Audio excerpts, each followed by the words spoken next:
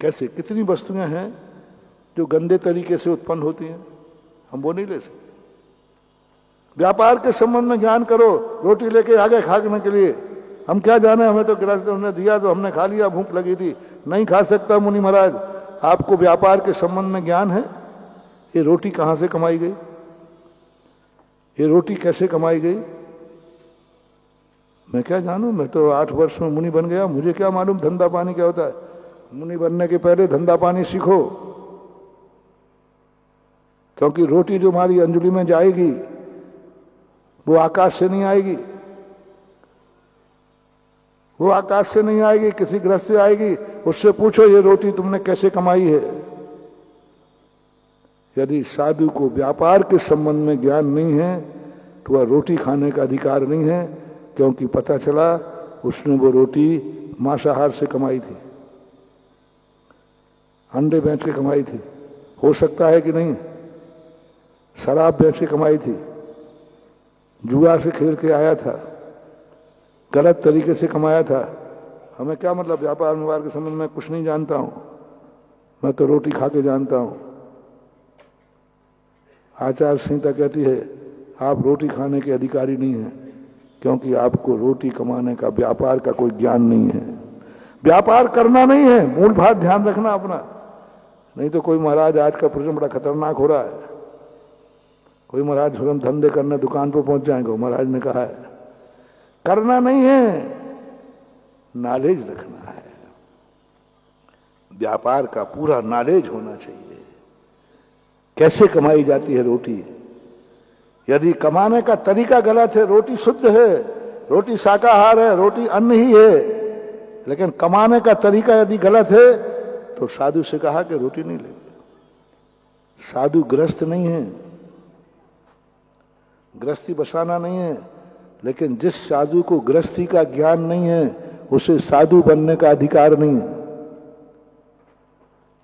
साधु बनने का अधिकार नहीं, आहार लेने का अधिकार नहीं है आपसे, क्योंकि हम गृहस्थी संबंधी कुछ नहीं जानते, हमें कोई मतलब नहीं है। उसने पड़गाया, हम पड़क गए, आहार ले आए, बस खत्म, लेना लेना को। ये जैन साधु है भाई, खाता तो कुछ नहीं, नाटक बहुत है। सारे दुनिया के साधु यही कहते हैं अपन को आम से मतलब कि गुठली से कौन दे रहा है, कैसे ला रहा है, क्या लेना देना, भूख लगी रोटी आए। जैन साधु नहीं। गृहस्थ जिसके यहां जा रहे हैं, गृहस्थी का कैसे रूप होना चाहिए, गृहस्थ कैसा है, भ्रष्ट गृहस्थ है कि अभ्रष्ट गृहस्थ है, अंतर जाति है कि विजाति है, विविचारी है कि सदाचारी है, गृहस्थी का स्वरूप कैसा होना चाहिए।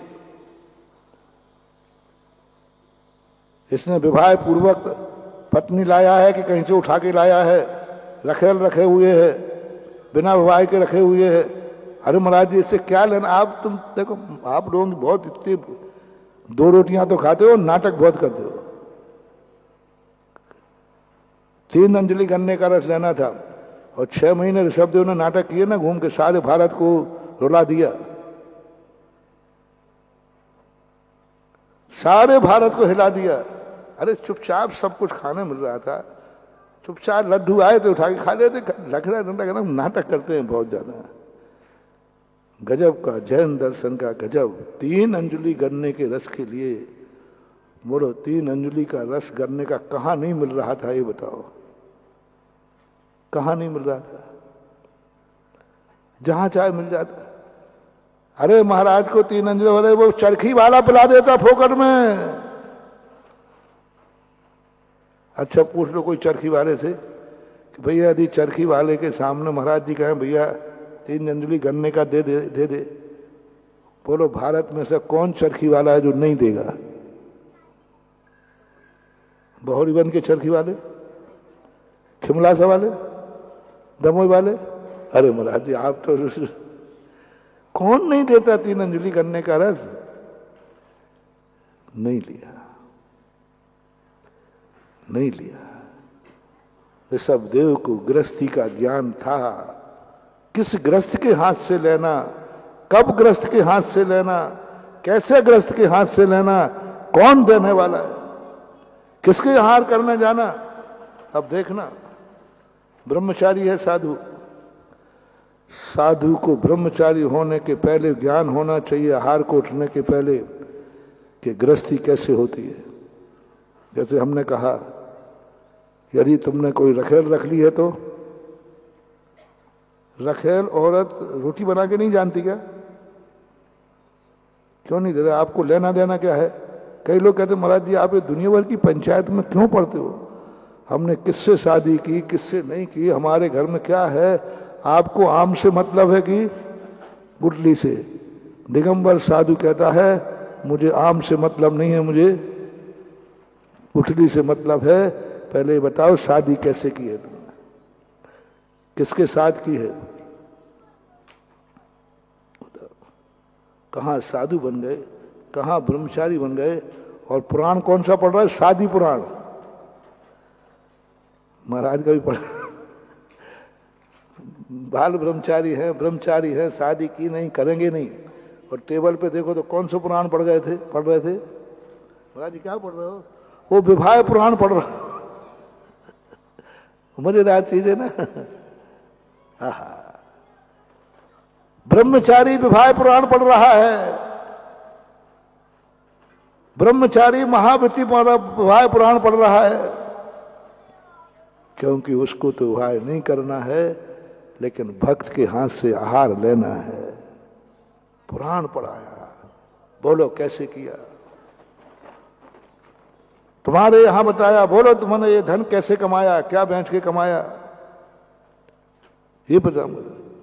तो साधु बनने के पहले साधु को गृहस्थी का ज्ञान होना चाहिए, अन्यथा महाराज नहीं करें तो बाहुबली बनना है। फिर सीधी दीक्षा लो, ध्यान में बैठो, पधारो, गृहस्थों से कोई लेना एक न देना दो। या तो बाहुबली बन जाओ, फिर तुम्हें गृहस्थी का कोई ज्ञान नहीं चाहिए, ध्यान में बैठ जाओ, नहीं वो तो मैं नहीं बैठ पाऊंगा।